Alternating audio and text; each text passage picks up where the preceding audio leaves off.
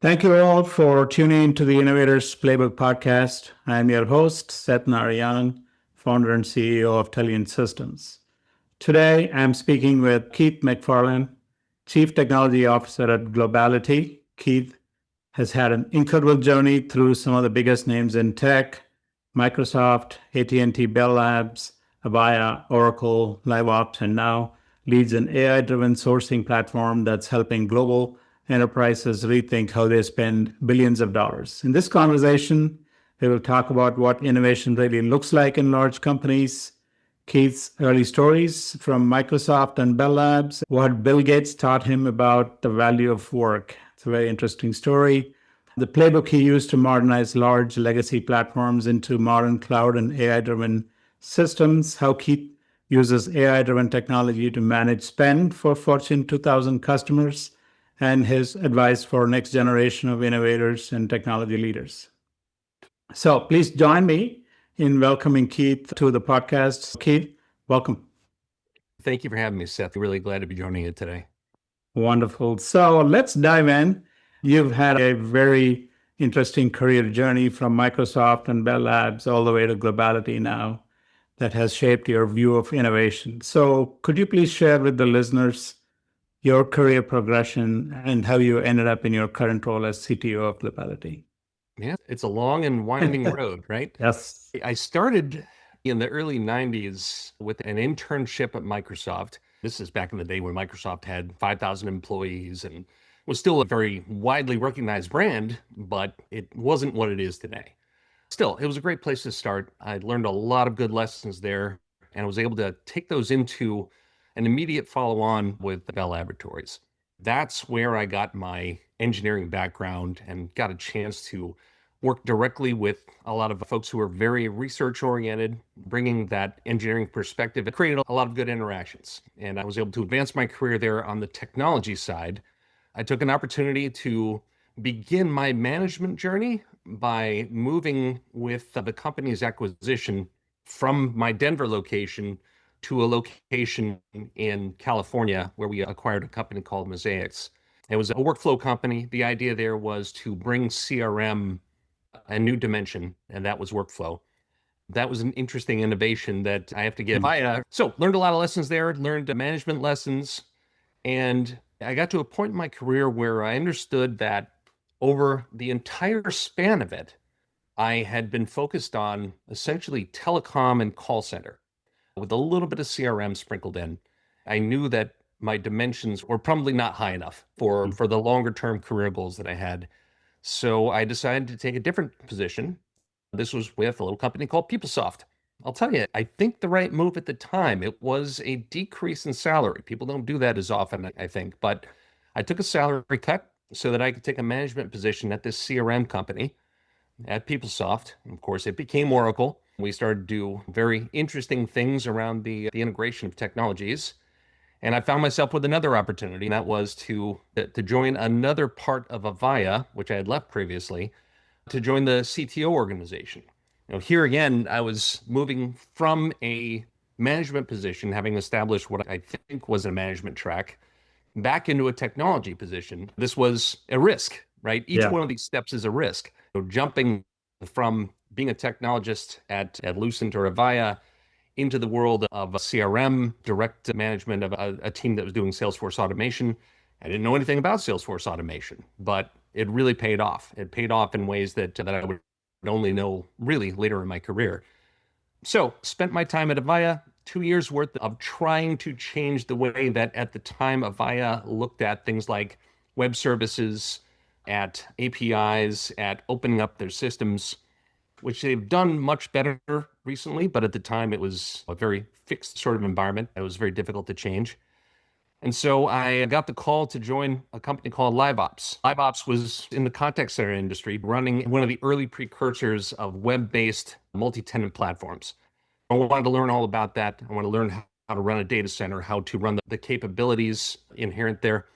And I did. I learned that for 7 years until I got the call from Oracle and spent 4 years at Oracle running the Service Cloud, which an immensely different but a very growing leadership experience.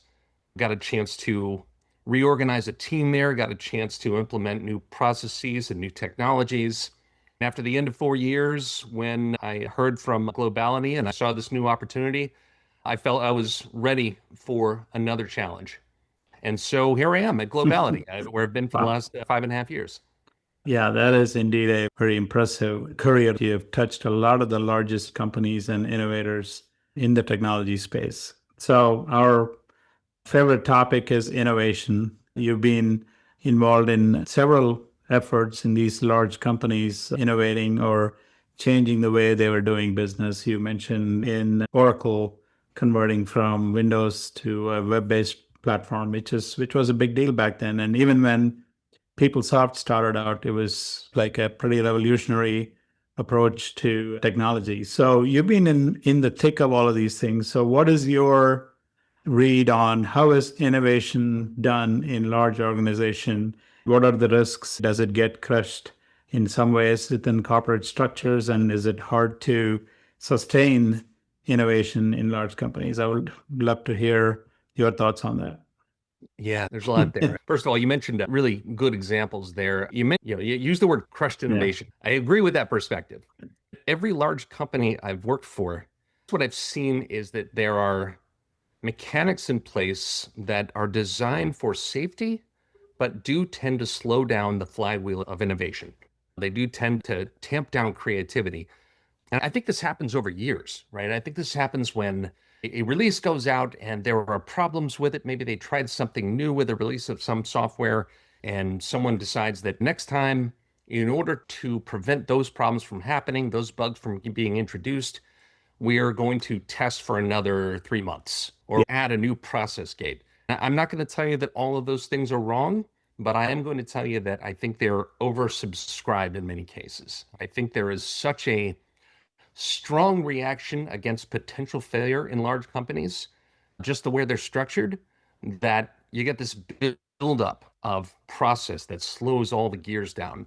True innovation to happen, you have to fail some, right? Absolutely. You have to be supportive of those Hmm. that tried something new and it didn't work out. Right now, Yeah. how long are you going to be supportive of them? If they do it 5 times in a row, that's probably a signal. But if they tried something under reasonable pretenses, a new library, a new technique, a new pattern, introduced new software from the outside, we have this globality. I'll just give you an example. The people introducing AI-driven procurement from the outside are, in many cases, taking a risk against the organizations that they're in and saying, hey, look, we're introducing something new. This is something that's going to change everything. And they're putting their reputations on the line. And it's up to us to provide them a product that backs them up on that. I think that is changing, by the way. Large companies are starting to get the message on that. But as I made my way through these large companies, what I noticed is that, number one, we talked about the things that might slow innovation down. Number two, I think there is an awareness in many cases in large organizations that innovation has slowed down or innovation has perhaps come to a crawl. And the reaction to that, in many ways, in many cases, has been let's create an innovation center.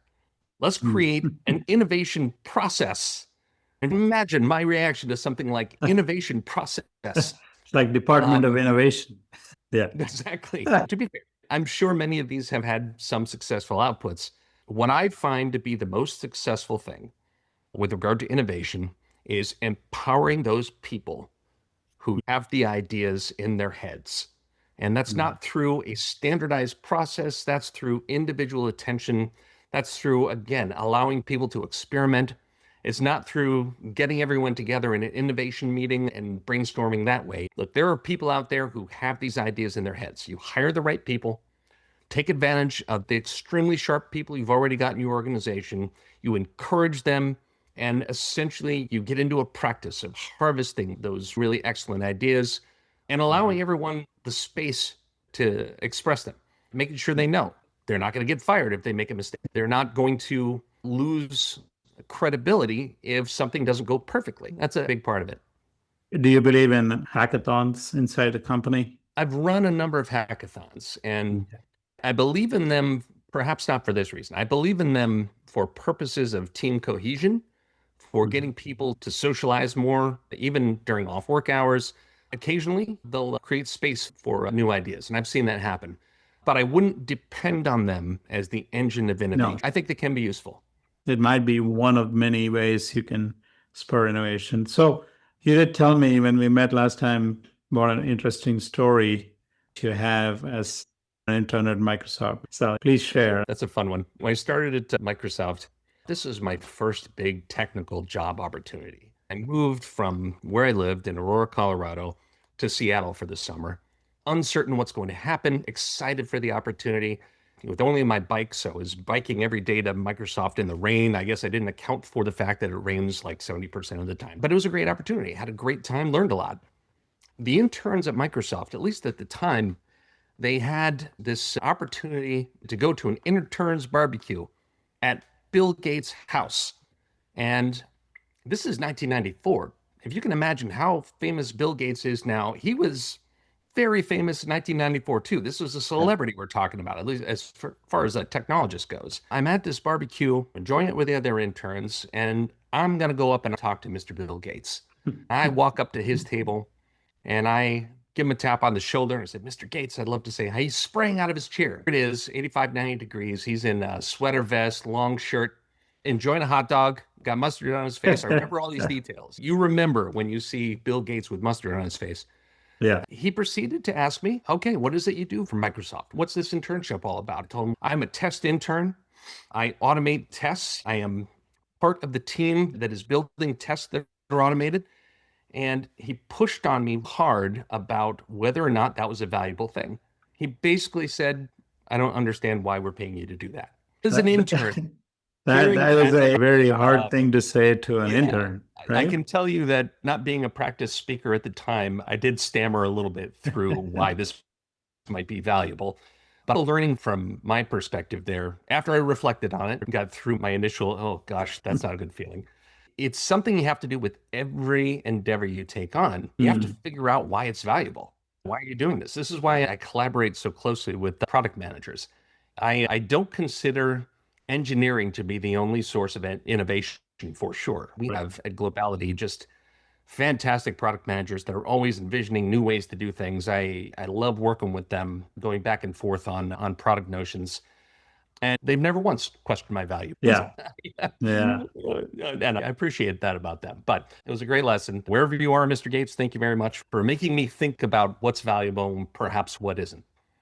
Yeah, that's a great point. I think it's somewhat connected with innovation, that innovation cannot stand alone unless it brings value, solves a problem, and at the end of the day, it's commercially viable. So we'll talk a little bit more about this when we talk about AI and how much investment is going into AI. But digging a little bit deeper into your background, have you started out working on some legacy technologies and figured out a way to use cloud architecture at live ops for contact centers? I will first off give a lot of credit to the people that started the company in circa 2001.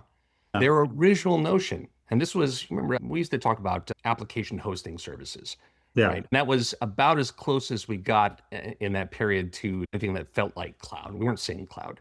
But there was a basis of technology there that once I joined, I worked with some really sharp people, some folks that helped me understand how all of this technology needs to knit together. We collaborated very tightly over a number of years to bring a real SaaS-based, secure contact center application, including everything from CRM integrations, the old CTI integration style, all the way to media processors. That is a complex, real-time environment. And having the ability to get that right was learning for all of us. It was learning for all of us. And our customers loved it. There were moments when we found that the market had caught up with us. And what do you do at the point in time at which the market's caught up with you? You have to continue to innovate. You have to have new ideas. You have to keep thinking. And the next big step we took that no one else took was adding WebRTC, which was a brand new standard at the time within the browser. So WebRTC, as I'm sure most of the people watching this will know, was the way that real-time media was added to web browsers. Why would we need that? Of course, because it's a contact center application. What we wanted to do was for those leading edge customers that wanted to try it, we wanted to inject WebRTC based contact center interactions into the browser where our application was not an easy road to begin with. We had to work we were working with the service provider Twilio at the time, and we hit them with more load than they perhaps were ready for at a given point in time. It caused them to beef things up. It caused us to beef things up. Pushing the boundaries of technology within innovation like this is always going to require a reaction from both your internal audiences and from service providers, customers. There's always going to be a period of, okay, you're doing something new, it's going to be valuable, but the rest of the world isn't ready. So let's get them moving if we possibly can. So I can tell you that was one of the things we touted most broadly was the ability to serve up real contact center calls within the browser. Of course, it's commonplace now. It's something that is just part of the world, but at the time, very new. Another example like that for you was the Oracle Service Cloud, where you similarly was pretty much in the cutting edge of creating a cloud version of a legacy product, right? Yeah, and I'll tell you two angles on that. The first is you made reference to it earlier. When I joined the company, when I joined Oracle, there was no good reason for the user interface of the Oracle Service Cloud to only have a Windows interface. The one good reason was they hadn't invested in it. So we had to take the drastic step of heavily investing in getting this capability out to market. Now, it's not necessarily innovative to decide to ship a Windows or a browser-based product versus a Windows-based product. What we innovated there was within the fabric of Oracle, there wasn't a mechanism to deliver products quickly, and we needed to deliver this capability exceedingly quickly. So working with this magnificent team that I had the opportunity to assemble with the Oracle Service Cloud, 10 leaders that I had the opportunity to evaluate and handpick, and some of them are just doing fantastic things beyond what we accomplished there. But with that leadership team in place, we were able to put a continuous delivery system in. This is not something that was done at Oracle at the time. We had to jump through a lot of hoops to do it. We had to get a lot of approvals. And this is part of the journey of the big company. If you're trying to do something new, something different, you're going to have to get 3, 4, 10 levels of approval in order to move forward. But to Oracle's great credit, they saw the value. They didn't think they could apply it yet to other areas of the business because of the way the structure was set up and the cadence we delivered products to customers. But they let us go forward with this kind of development to demonstrate the concept. What it resulted in is what we were able to demonstrate with this brand new browser interface is we could deliver a new release every couple of days. I've taken that pattern and applied it to Globality as well. We are a full continuous delivery shop. We ship several times a day, and we don't have service interruptions as a result. Sometimes you have to convince yourself and others to take a leap. Yeah, talking of your new company, it obviously is pioneering the use of AI in an area that's not widely known to be an area of innovation, which is managing spend. Talk a little bit about how AI is being implemented or used in this case, and then we can dig into your thoughts on AI and where that's headed. Sure. And I can tell you that it's been a 10-year journey. This is not a journey for this company that started suddenly when LLMs were able to do the things they can now do. Okay. So you were 10 already years ago, using AI. oh yeah, the company was founded on the premise that Okay. AI was going to be necessary to tackle this problem. So what is procurement writ large? It is this 10 to 20 trillion dollar flow of money over the planet, right? Internationally. And there is so much value to be captured in every one of those transactions. But because there is so much mental work that needs to go in to finding where that value is, it it has taken a while for this industry, for procurement in general, for sourcing in particular, to find those places where these technologies might apply. Now, we got a head start on that. We got a head start on that because the founders, Leo Delgo, Joel Hyatt, saw this opportunity from a very early moment. We started off with the basics with just NLP, natural language processing, finding bits of meaning within large bodies of text. We had our own models that we trained for everything. We moved on to training these neural networks and transformers and moved on to more powerful examples of those until finally these LLMs were unleashed on the world, which for our purposes served our needs because we already knew how to evaluate whether or not an AI model was going to work. We found that the LLMs themselves were great at some of the tasks that made procurement faster. One of the measures that we watch is cycle time in procurement. Cycle time is how long it takes from when you start an event, when you start to define it, to the time you award that event. So with AI, we're able to take existing documents, extract meaning from them, and answer a bunch of questions that we would normally ask in the style of an interview. There's a mode in the product that doesn't require any interaction at all. Just upload documents you want to upload. We'll extract the text. We'll provide a complete description of the project that you want to execute and move it into the hands of a potential set of suppliers. We use AI within the product to answer questions about the way the product is used, the way that a particular project is going, about analytics questions. There's just so much that can be done within the product that is backed by this inherent investment in AI and an AI framework that drives the whole thing. So that's where we land from the very beginnings. So, what are some of the challenges that you face as you scale this platform and this model? How seamless it is to onboard clients, and is that part of that platform evolving equally as a core product, or are there challenges there? It is evolving, and yes, of course, there are challenges. I think with any large, complex product, you're going to see challenges. I'll give you one in particular, and that is that up to now, we used a relatively manual process to upload large numbers of supplier data that our customers have given to us for their use. One of our upcoming projects is a basic API to allow upload of those suppliers and supplier searches. Beyond that, the ability to take those suppliers and inject more information about them into supplier searches, which are themselves all driven by AI. So we take the needs of our customers, distill them into the common set of needs, and we go through a fair and thorough process determining what to prioritize. This happens to be one of those things that it's going to improve the lives of customers, and it will be an investment that will be worthwhile. Interesting. One of the things you're doing, you mentioned, was applying AI-based tools for testing in Globality. Can you talk a little bit about that, and what are your thoughts on that? Certainly, I can tell you that in order to run continuous delivery the way we run it, there is no substitute for having that backstop of automation. Yes, we have the occasion where we'll do exploratory testing by hand, but for the most part, because we run this pipeline so quickly, we have to have thorough automation technologies.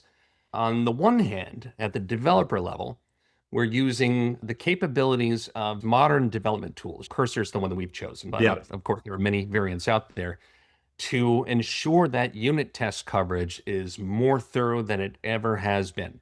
This is something that we get eyeballs on all the tests. We review all of the code within the engineering team, but we get a much higher impactful coverage layout of the code based on the use of these tools. Right. That's one thing. At a point in time, we had an internal tool to run integration tests. This tool, as great as it was for doing the thing that it did, had the problem of having to bootstrap an environment every single time it ran the integration tests, which meant you add anywhere from 10 to 15 to 30 minutes to review or test a PR that even was a couple of lines of code, right? So what we've done now is we've begun investing in a platform called Keyploy. Keyploy uses AI to generate tests that are thorough based on an API that we provided, are internal based on the internal nature of the services that we're giving it access to, and is relatively isolated because it's intelligent enough to capture the traffic between services rather than needing to bootstrap an entire environment to execute the integration test. So you can simulate the interactions of all services, say, except three. Those three interactions are what's important to this critical moment. Keyploy can generate thousands of tests and thousands of variations on the parameters for those tests in the course of several days or less. It's a real time saver. And when we add that to how much work we're doing with Cypress to generate tests within Cursor and other environments, Our coverage percentages are going way up, and the surety of our deliveries is also becoming much better. Very interesting. A few years ago, maybe a decade ago, QA automation was the new thing. And now we are automating how QA automation is done, which is a level above where things were. One of the other things that's of interest to you is employing non-engineers, like business analysts, maybe in a forward deployed engineer type role. So talk a little bit about that. That was very interesting. Yes, this concept of the forward deployed engineer is one that is gaining a little bit more of a megaphone in tech circles. I'll start by saying this. When I talk about this kind of engineering, what I'm not talking about, very explicitly not talking about, is vibe coding things into life. I do believe that these tools, Cursor and everything else, for the purposes of things like prototypes, proof of concept work, sure, you can vibe code something to life, and it perhaps stands as an example. And that's fine. I would never ship code like that into a production environment because it's never had a good look from real senior engineers, or it has not been built to scale. It could have any number of problems because no one's looked Right. at it. Mhm. So it's not about vibe coding. What this is about is having people with both product and engineering thought types, the environment of customers, working with customers on the front lines. And this could be people in customer support that understand the problems of the customers. What I would tell you is this: as these systems mature, as AI systems mature, there will be more opportunities for users, end users, for people in customer support, for people in technical support to affect the way the product operates based on, for example, prompt changes, tuning of a given prompt. Let's say I want to, for a given customer, give our automated negotiation system a little bit of extra advice about how to approach a given negotiation discussion. Maybe I'm given the opportunity to add a little bit of that flavor to the prompts that will be factored into the larger prompt given to the AI, given to the agent, to ensure the conversation goes in the way that I expect, that the right things are said within the conversation. I think the people in the best position to represent any given customer ought to have more of an ability to impact priorities, things that customers say into the platform in a safe way, but such that there is really fast turnaround. I think all of these capabilities are coming at us quickly. Yeah, that's great. So, stepping back a little bit, overall, AI has been a force to deal with for all of us, especially in your company. AI is bread and butter, right? It's your core. So, what is your sense for the arc of AI? Do you feel like maybe is there a short-term bubble that might be forming? Maybe it's not something to be concerned about, because when I look back, we obviously saw the dot-com bubble, and then when we got into the whole cloud world, when cloud was becoming very popular and a buzzword being used around, it did not really turn out to be a bubble, right? So there was a lot of adoption, and it kind of became seamlessly integrated into everything we do. Everything is cloud-based pretty much now, and if you're not going to be successful. But same thing I think is going to happen to AI. The only thing that worries me is the amount of money that is being spent in advance of where they project demand is going to be. And my concern is the adoption rates and the investment rates. Are they going to match, or are we going to have a challenge there? What are your I thoughts generally in AI, and what do you see coming? Yeah, I agree with your perspective there. And I agree that there is danger in some of the financial arrangements. Now, I'm not going to claim to be a financial wizard, but even Yeah. I can see that I invest in your data center, you buy my chips. That whole arrangement does feel a little bit like a circle. Now, Mm. one thing that I think we learned from the bubble of the late 90s and 2000s, and what you rightly pointed out was false cloud bubble, is that regardless of whether or not there is some economic downturn in these industries as a result, the technologies are not going away. The genie's Mm. out of the bottle. So, to the extent we're not going to stop using AI to solve these problems, it matters in financial calculations what's going on in the industry and bubbles and the Yeah. prices of these services. But what won't change is that we're getting more and more value out of these models. At some point, there will be a crossing of that chasm. At some point, there will be a realization of the value that's going into all of this work. Now, you look over the horizon, look at some of the things that Sam Altman's trying to do. He's pushing on AGI and superintelligence. I put those things out of my mind because if we ever achieved anything like that, there would be such a radical transformation that it's Yeah. very difficult to predict what would happen. What I'm counting on is that we're going to continue to see incremental improvements in all these models, new capabilities, things that I can use that create value for our customers. And the pricing around them, whether it goes up or down or sideways, whatever happens with the pricing, I will certainly factor into the service. But I think we're going to see for a very long time just increasing value out of the technologies as applied. We just have to keep our eyes on the industry. Yeah. A lot of the adoption and innovation is going to come from regular companies. The Fortune 2000 companies are already profitably be providing goods and services to customers and folding in AI. Maybe a lot of the innovation has been done by these AI only companies, but I think that is probably going to be kind of absorbed into the rest of the economy in whatever pace and fashion it happens, but it's going to happen.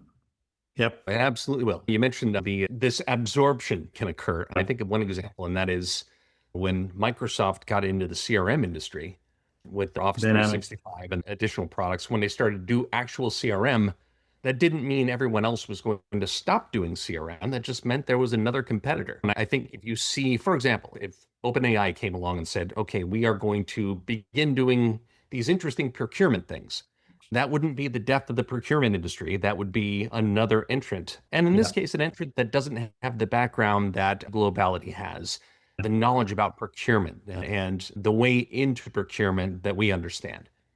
Yeah, great point. Finally, one of the things I would like to hear from you is how, in your situation, you pursued opportunities that you were not familiar with. You've pivoted from companies that, by design, you wanted to learn a new technology or a new industry or a new way of doing business, and you have been purposeful about it. Is that something that you would advise to the up and comers? Plus, what other advice do you have for people that are entering the workforce in the next generation? I would say yes, but double yes. Double down on that approach. And the reason is that there's a lot of uncertainty, especially with folks graduating from college now, entering the job market. The way I've approached this is jumped at opportunities that seemed a bit risky, but would fill some gap in my understanding of the world or an industry. I took the internship at Microsoft. That was all about getting a start and Bell Labs, but taking that jump, that leap from the relative safety of Avaya into this new world of Salesforce automation with Oracle, at the time PeopleSoft. That was a big deal for me. Yeah. It felt like this could go one of several ways. Not all of them are good, but it turned out that, and by the way, if it hadn't worked out, I still would have learned and I still would have moved to that next step. But I think of this journey with the Globality the same way. When I had, after 4 years, decided to move on from Oracle, again, working in an area I knew very well, I could have moved to any Yeah. CRM company I wanted to. But this opportunity to learn something about procurement, it spoke to me. It was another part of the business, another language to learn, essentially, business language, and an opportunity to dig at the fundamentals of AI at the same time. So I would tell people to look for those transition moments in your career that allow you to expand your breadth, learn something new, and demonstrate that you're willing to take a risk to get something done. A larger part of it, demonstrate that you are not necessarily risk averse. You know how to evaluate a risk and understand the upsides and downsides. Yeah, that's brilliant advice and very rather rare, I would say, because a lot of people get into a comfort zone and it's easy to use that as your currency. But I think a lot of growth comes from sometimes accidentally. Sometimes people get laid off and get hired in some other industry. They take a pay cut, but then they've never seen the growth that they would have seen staying in wherever they were. But doing it proactively and doing it on purpose is, I think, it's a be an uncomfortable muscle that can be developed. And I think that's a good advice, definitely. So, Keith, Oh, thank you so much for your time. You've been very kind, and I really appreciate all the wisdom and thoughts you have shared here. And thanks again for being part of the Innovators Playbook podcast. We're really glad to have joined you, Seth. Great questions, and really enjoyed the conversation. Thank you.